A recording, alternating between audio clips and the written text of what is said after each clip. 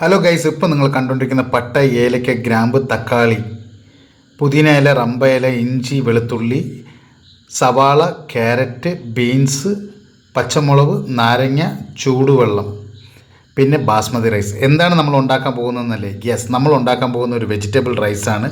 തിരുവനന്തപുരം സ്റ്റൈലാണ്.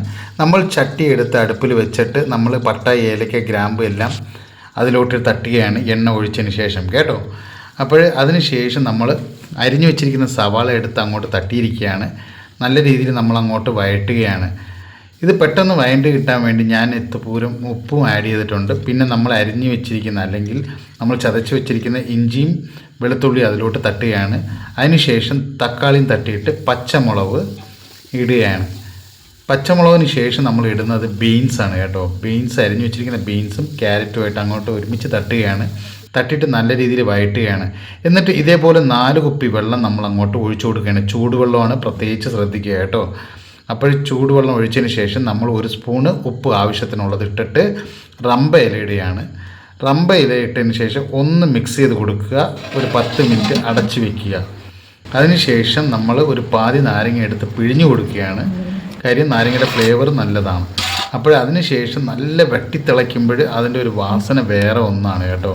എന്നിട്ട് നമ്മൾ കഴുകി വെച്ചിരിക്കുന്ന ഈ ബാസ്മതി റൈസ് എടുത്ത് നമ്മൾ ഇതിലോട്ട് തട്ടുകയാണ്. കണ്ടില്ലേ, നമ്മൾ തട്ടിയതിന് ശേഷം നല്ല ഇളക്കി കൊടുക്കണം.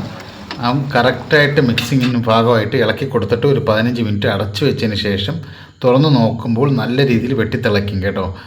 അപ്പോൾ നമ്മൾ ഒന്നുകൂടെ ഒന്ന് മിക്സ് ചെയ്ത് കൊടുക്കുക. കണ്ടില്ലേ, നല്ല രീതിയിൽ ഒന്ന് മിക്സ് ചെയ്ത് കൊടുക്കുക. മിക്സ് ചെയ്ത് കൊടുത്തതിന് ശേഷം നമ്മൾ നെയ്യ് അങ്ങോട്ട് ഒഴിച്ചു കൊടുക്കുകയാണ്. നെയ്യ് അങ്ങോട്ട് ഒഴിച്ചു കൊടുക്കുമ്പോൾ ഉള്ള വാസന എൻ്റെ മൊത്തേ. എന്നിട്ട് കുറച്ച് നേരം ഒരു 5 മിനിറ്റ് അടച്ചു വെച്ചതിന് ശേഷം തുറന്ന് നോക്കുമ്പോൾ ഉണ്ടല്ലോ, വേറെ മൂടാണ് മക്കളെ, വേറെ മൂടാണ്. ഈ മണവും ഈ ഭംഗിയും കാണുമ്പോൾ വേറെ ലെവല്, വേറെ വൈബ്, വേറെ മൂടാണ്.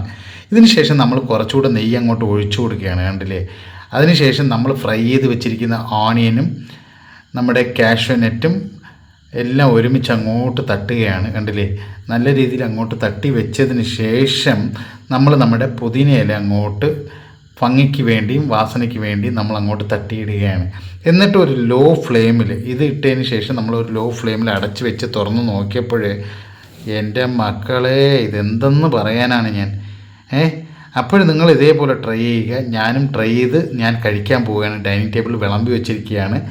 അപ്പോൾ നിങ്ങൾ ഇത് പോലെ ട്രൈ ചെയ്തിട്ട് എനിക്ക് നിങ്ങളുടെ വിലയേറിയ അഭിപ്രായങ്ങൾ കമൻറ്റ് ബോക്സിൽ രേഖപ്പെടുത്തുക. അപ്പോൾ നിങ്ങളും കഴിച്ചോളൂ, ഞാനും കഴിക്കട്ടെ. ഞാൻ കഴിച്ചപ്പോൾ ഇത് വേറെ ലെവൽ, വേറെ വൈബ്, വേറെ മൂഡാണ്.